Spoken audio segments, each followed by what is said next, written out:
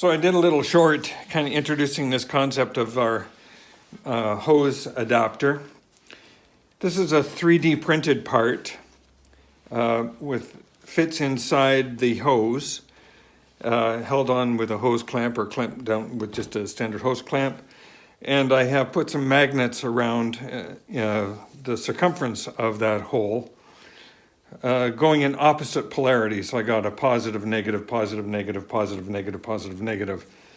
And I did that just so I could make the receiving piece. I didn't have to worry to make sure that if these were all positive, that every one of those was negative and having to sort them out. If I just make them opposite, then I know any receiving piece is going to be able to fit. I may need to rotate it just a little bit to fit on. So the first piece that's going to be connected to this will be the table saw. And for that, what we've got, what I prototyped, just using a piece of cardboard with a hole cut out the middle. This bolts onto the underside of my table saw, and the hose adapter will fit in here and just kind of suck anything out that falls through. As a prototype, this actually worked very well. Crude as it is, just a simple piece of cardboard, and what I was using was some plastic dryer hose vent that I think is actually illegal anymore. It's just stuff I've had lying around for a while. And that it actually worked really well. So held together with cardboard and duct tape and some dryer hose, I thought, okay, let's make some improvements. So I 3D printed another part. This is the receiver that'll go where the hose will connect. And so they go together like so. The thing that I did a little different from other places that I've seen on the internet or other builds that I've seen on the internet is that I put a ridge around here, and I'll put a link to the YouTuber that made this little innovation on his dust collection system. His wasn't 3D printed, but the concept I thought was just brilliant. It just performs an extra barrier to keep the air a little bit tighter, but more importantly, provides a mechanism whereby the hose, when it sits in here, can't just simply be knocked off. It's actually kind of held a little bit better in place by the ridges that go all around. So this will connect in here like this, very solidly, and of course you can see now it can't slip laterally, so it must be pulled off, but these magnets aren't that strong that it's difficult to get off. It's strong enough that it's going to hold vertically, which is how this is going to be oriented. And it makes a really nice seal inside here where you can hardly even feel that little ridge. That's good. I also made this receiving bit to have a bit of a rounded corner to provide better laminar flow. So the air will come in a little bit easier. It doesn't have any sharp corners to go around.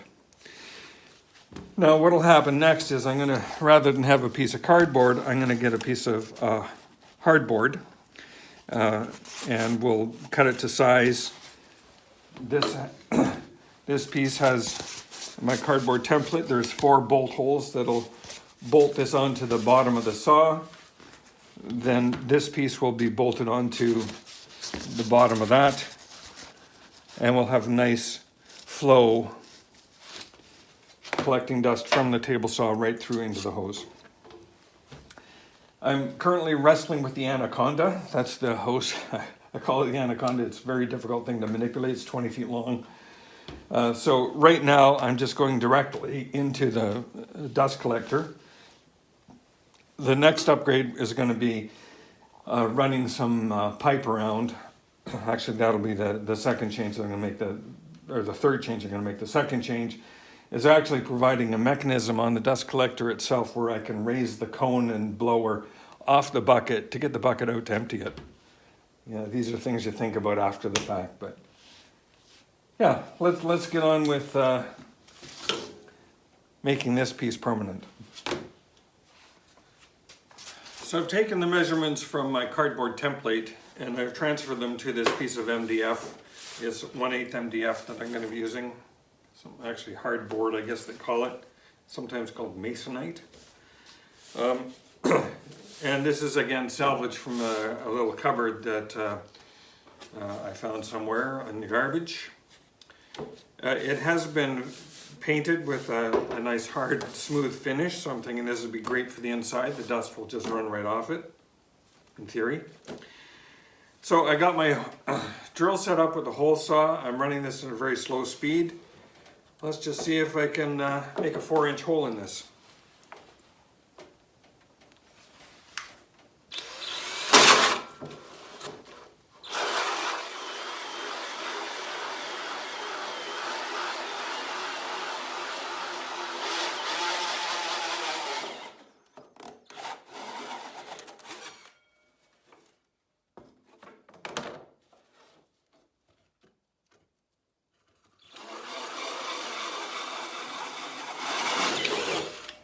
Yes, I can.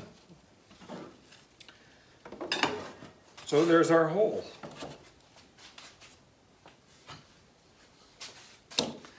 Now our dust collector is going to mount on the bottom side like that and suck the air right out. So what I'm going to do is drill 4 holes here that'll match the 4 holes in this piece. I'm going to sand over this edge to kind of give it a bit of a smoother surface, so I don't have a hard edge that the air has to flow over. Then it'll flow into this a little bit better. And of course I have to trim it to size, drill some other holes, and I can mount it onto the bottom of the saw.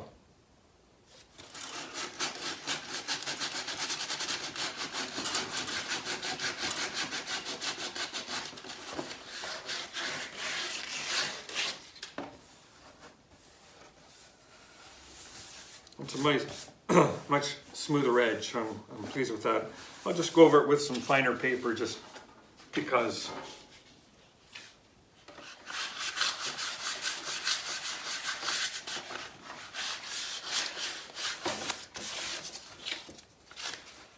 Okay.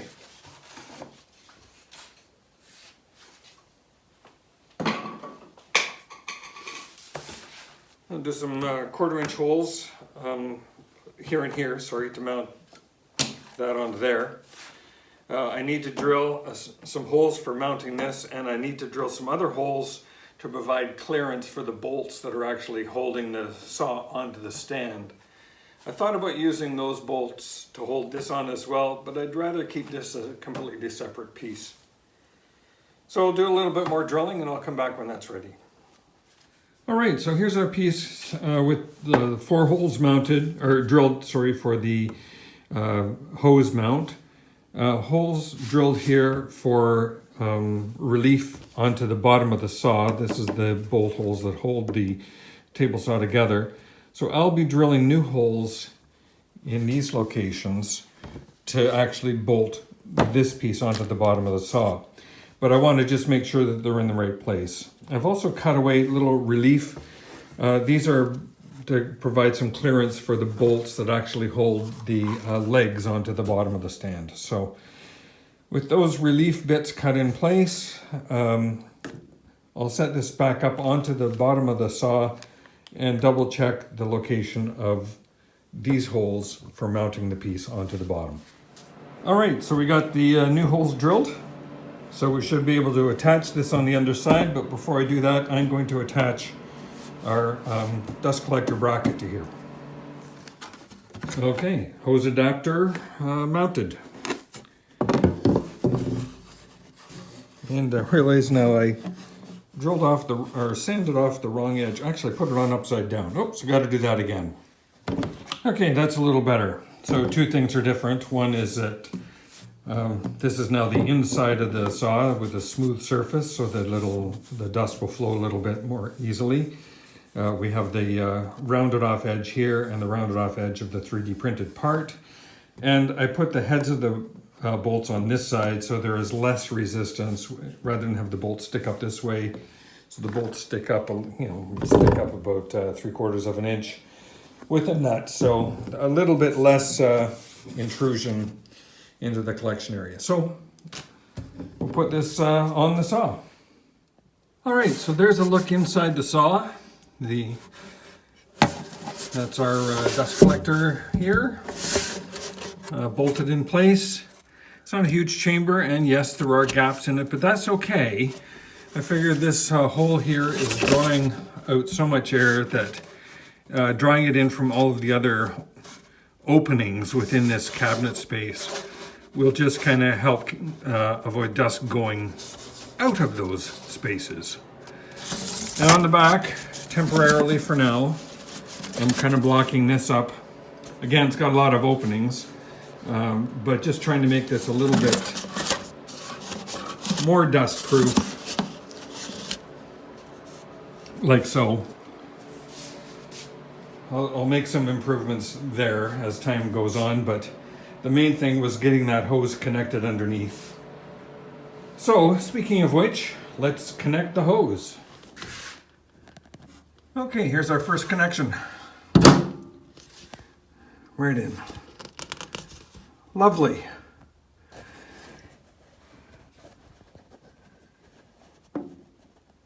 Mod 1 done. So the last test I'm going to run is a little rip test, trying to generate as much sawdust as possible on a cut with the dust collector turned on, and let's just see how well this thing behaves.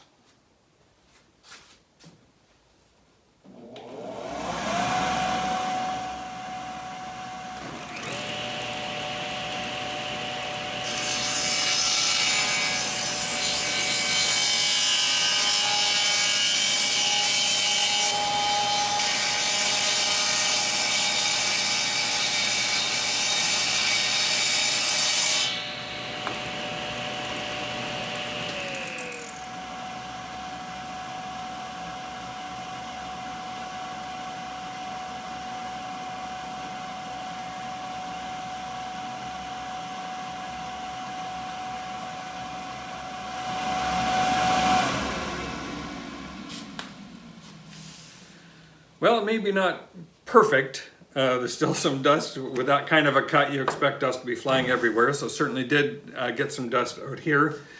But the thing that I love is there is just no dust underneath the saw. That's just fantastic. So extremely happy with that result. Now I'm going to take a little bit of break from working on the dust collector. The next series of videos, I've got I think 4 videos coming on the build of a little table from some reclaimed elm. So stick around for that. But thank you very much for watching. Please like and subscribe.